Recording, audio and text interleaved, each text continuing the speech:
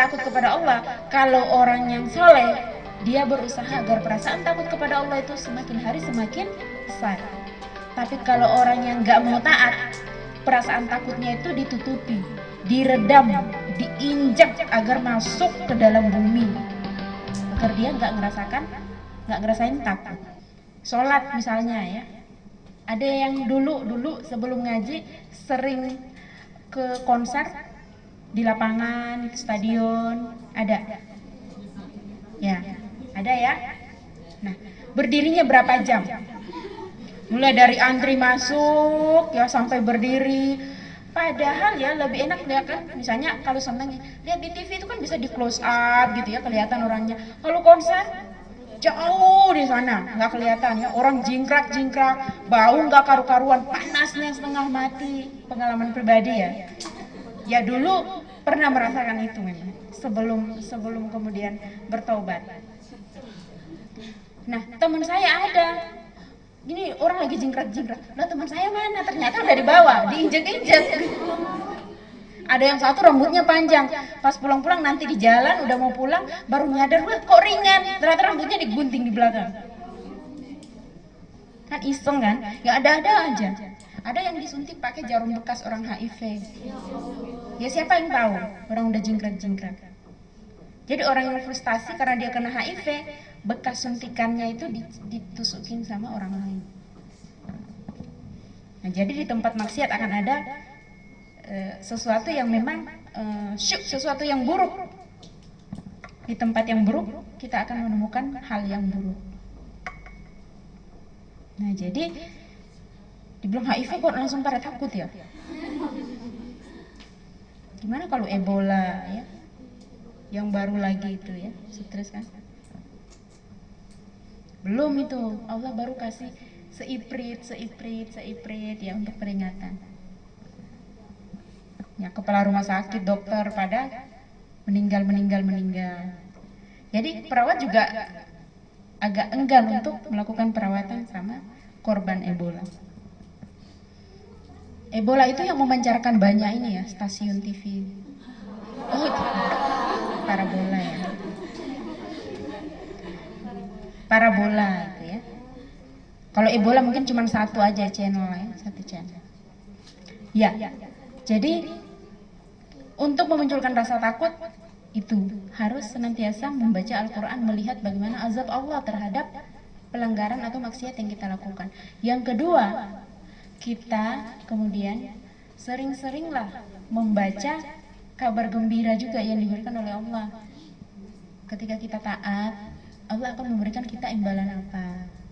Itu secara tabii, secara alami akan merangsang kita untuk berbuat baik. Semakin kita berbuat baik, kita akan semakin takut untuk berbuat maksiat. Kalau orang yang setiap hari bermaksiat itu biasa.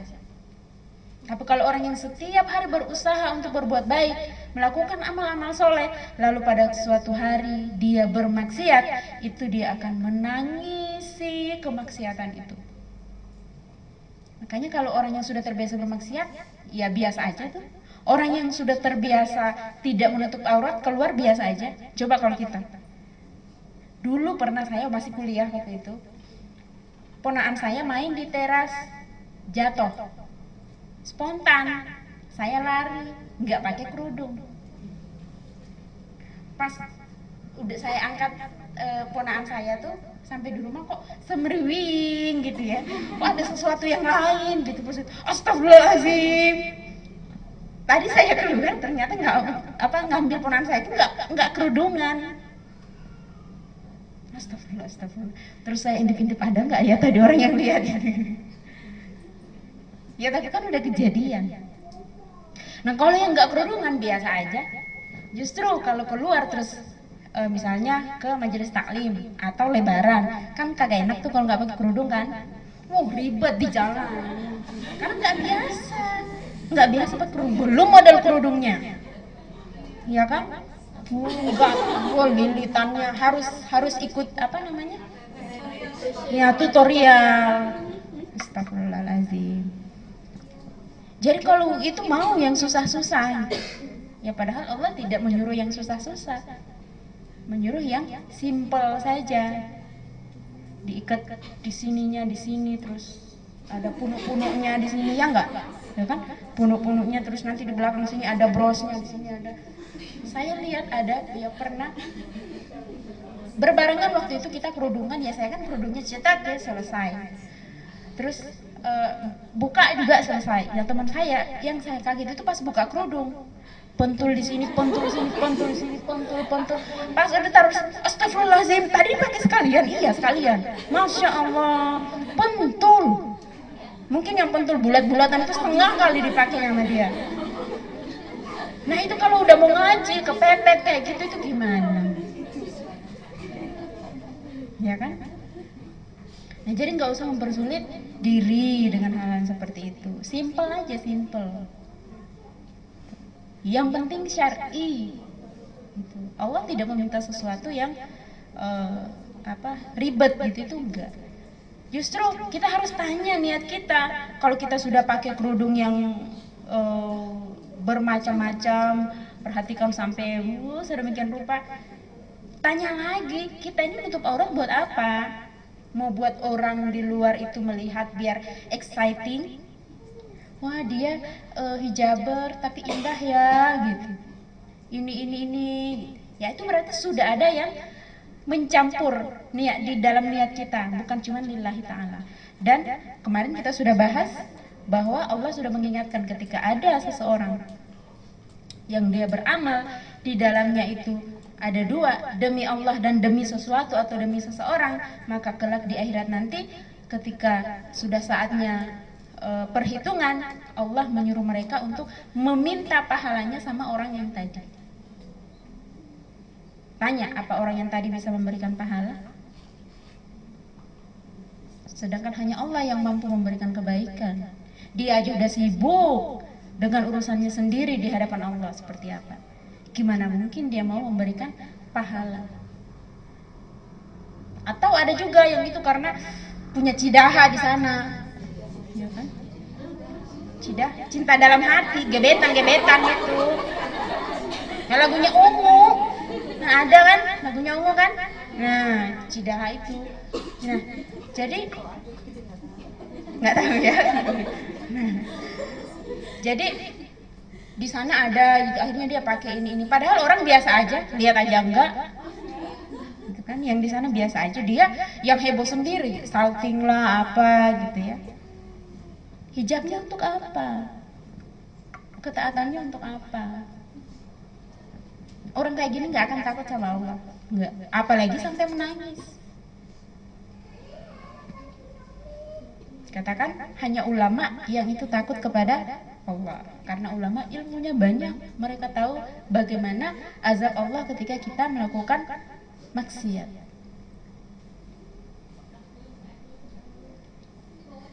Kita nggak ada yang luput dari maksiat setiap hari, nggak ada. Pasti kita bermaksiat. Ya saya aja berdiri di sini sudah berapa maksiat yang saya kerjakan tanpa saya sadari, hanya Allah yang tahu. Mungkin ada sesuatu yang Allah nggak ridho, ya kita duduk di sini, apa yang ada di kepala, di otak, di pikiran kita, apa yang ada di hati kita, ya itu hanya Allah yang tahu.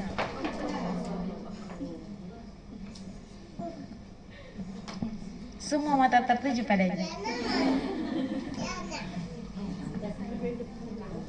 Nah iklannya, dan apa tuh? Yang kecantikannya. Nah, jadi sering-seringlah berada di tengah-tengah majelis yang itu membicarakan kebesaran Allah, hukum-hukum Allah. Kemudian sering-seringlah membaca Al-Quran, ditadaburi, jangan cuma dibaca ya, apalagi kalau misalnya ikut odoj, kejar setoran doang gitu. Jadi pokoknya harus tamat 1 juz, tapi tidak ditadaburi, baca cepet, lapor juz sekian kholas. Ada yang ikut odoj sini? Enggak? Ada, ya saya juga ikut odoj. Alhamdulillah sampai hari ini saya masih ikut odoj. Cuman perbaiki niatnya, lalu ditadaburi. Yang dibaca itu tadaburi pelan, dicicil aja. dicicil tadaburi, dicicil tadaburi. Itu membuat kita semakin dekat. Dari sana kemudian kita tahu bagaimana ancaman Allah terhadap maksiat yang kita lakukan, gitu ya. Bagaimana kemudian nikmat yang dijanjikan oleh Allah. Dan ketika Allah sudah menjanjikan nikmat, itu pasti akan diberikan. Karena apa? Innallaha la yukhliful mi'ad. Sesungguhnya Allah tidak pernah menyalahi janji. Beda dengan kita. 2 minggu ke depan Madrasah Lihat mulai jam 9:30. Bisa nggak? Insya Allah bisa. Datang jam berapa? Datang jam berapa? Nah itu kan kita sudah berakad.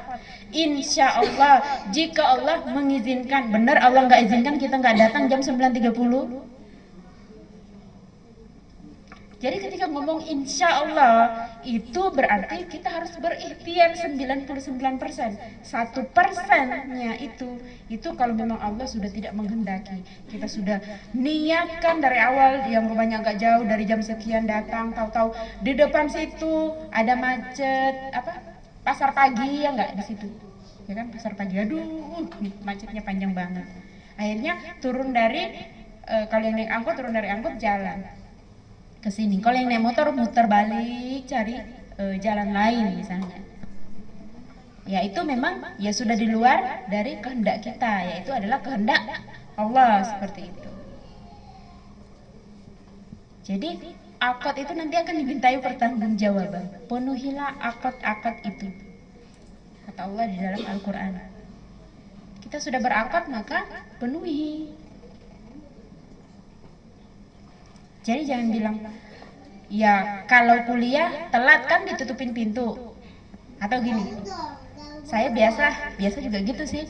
Waktu saya masih ngajar, ada yang datang telat, tahu-tahu masuk, maaf Bu, saya telat karena bla bla bla bla gitu ya. Oh iya, terima kasih atas penjelasannya, silakan tutup pintunya dari luar. Ya, tutup pintunya dari luar. Berarti nggak boleh masuk. Ya, karena kita harus konsisten. Ya, karena memang akan dimintai pertanggungjawaban. Kalau datang Madrasah Lihat telat kan juga masih boleh masuk.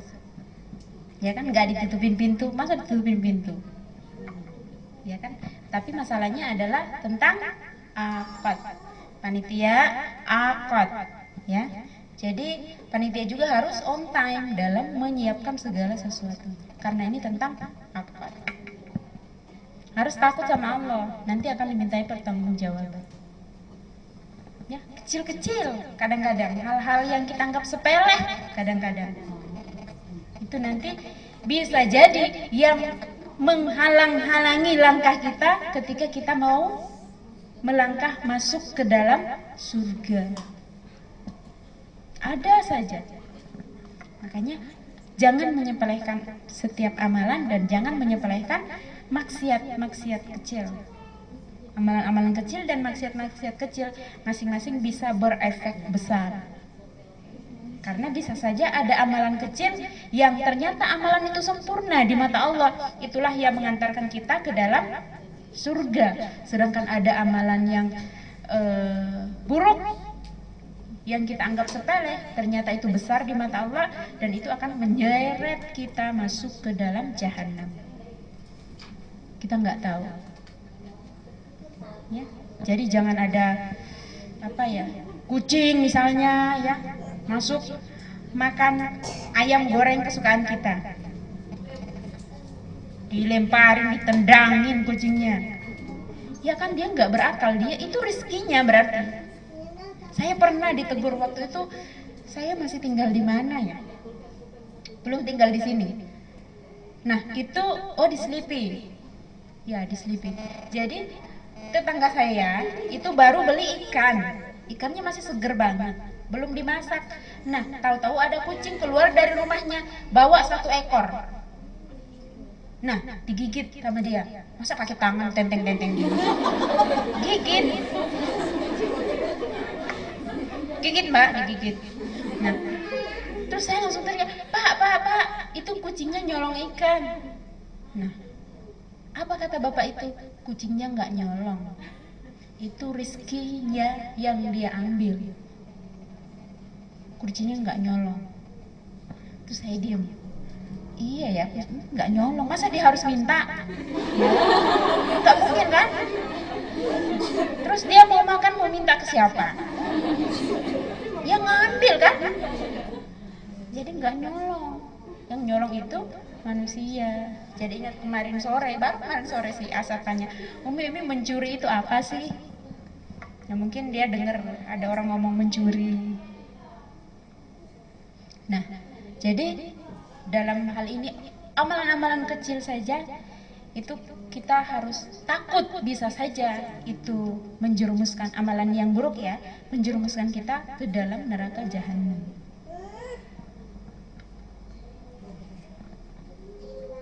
Ya, ada pertanyaan? Tahukah kita bahwa air mata yang jatuh karena takut kepada Allah, nanti Allah akan janjikan bahwa Allah akan haramkan dirinya, tubuhnya itu dijilat oleh api neraka. Hanya karena air matanya yang tumpah karena takut kepada Allah. Bayangkan. Jadi nggak ada ruginya kita menangis karena takut kepada Allah. Kadang-kadang gini, boys don't cry. Kita larang anak laki-laki kita menangis. Lihat sahabat-sahabat, mereka laki-laki, Umar garang, ya kan? Setan aja cari jalan lain kalau berpapasan sama Umar, nggak berani, saking garangnya. Tapi ketika dibacakan ayat-ayat Allah, pasti mereka menangis, sampai dikatakan membasahi jenggot-jenggot mereka. Makanya ketika mereka dijamin masuk surga ya wajar.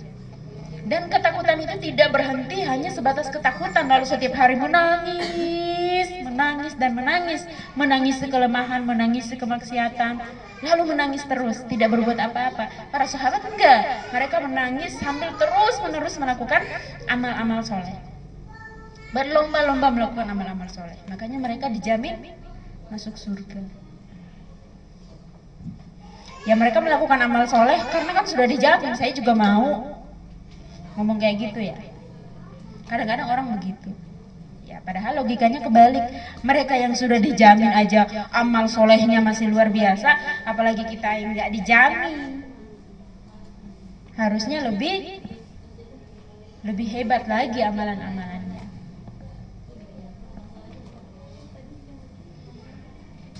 Puasa sunnah aja berat rasanya ya, apalagi udah di BBM-in. Ntar kumpul-kumpul tahu di gimana ya, terusin nggak ya, terus cari-cari dalil ini kan silah ukhuwah, menjalin persaudaraan, ini itu kan juga kalau diniatin ya bersilah ukhuwah bisa memberikan pahala. Besok kan insya Allah masih ada Kamis lagi. Jadi ya udahlah nggak apa-apa, dibatalin, nggak jadi. Nah kadang-kadang ada orang nanya, hari ini puasa nggak ya? Soalnya saya mau ini makan. Kalau kalau puasa ya makanannya saya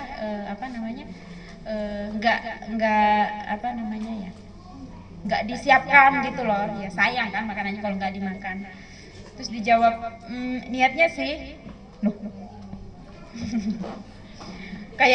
kayak gimana gitu ya.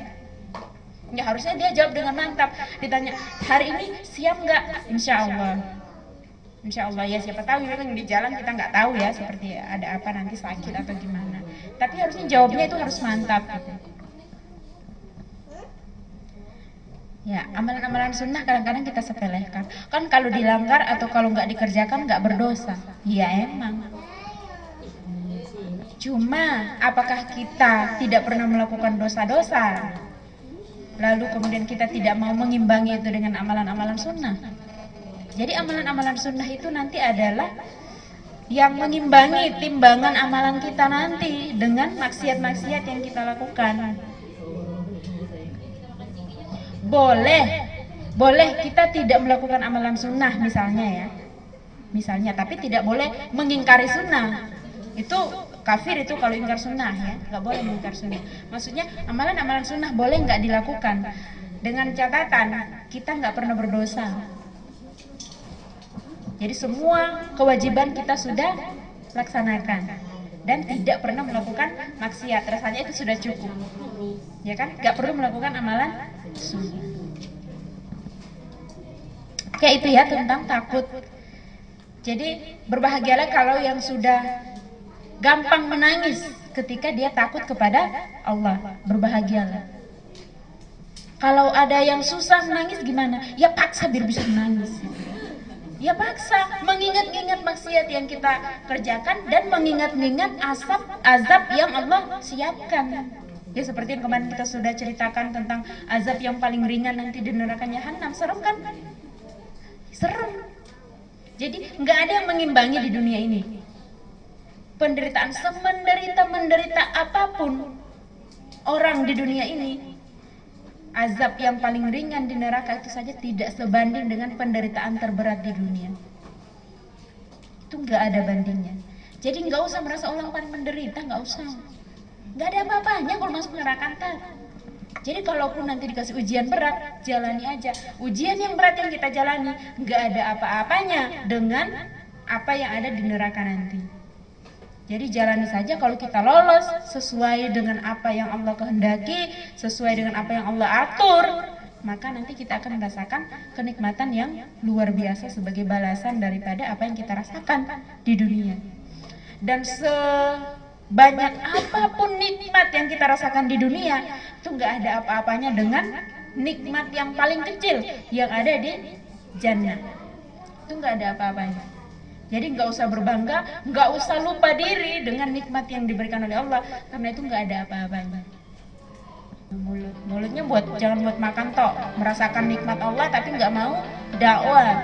Yang keluar dari lisannya justru sesuatu yang menyakitkan saudaranya yang mendengarkan. Kalau gitu lebih baik nggak punya lidah sama sekali daripada punya lidah tapi hanya untuk menyakiti.